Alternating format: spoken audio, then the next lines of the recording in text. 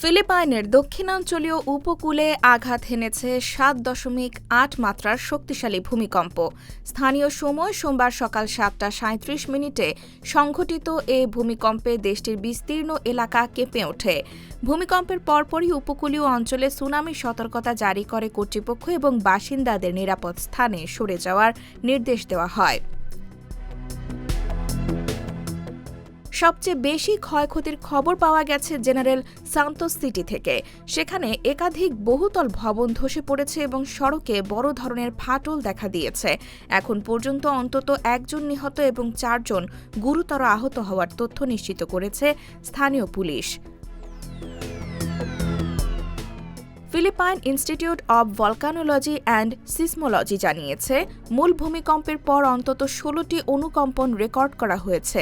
উদ্ধার ও ত্রাণ কার্যক্রম চালিয়ে যাচ্ছে ফিলিপাইন রেড ক্রস। ধ্বংসস্তূপে আটকে পড়াদের সন্ধানে কাজ করছে উদ্ধারকর্মীরা। পরিস্থিতি পর্যবেক্ষণ করে উপকূলীয় বাসিন্দাদের উঁচু ও নিরাপদ স্থানে থাকার আহ্বান জানিয়েছে কর্তৃপক্ষ। IBTV USA, new York.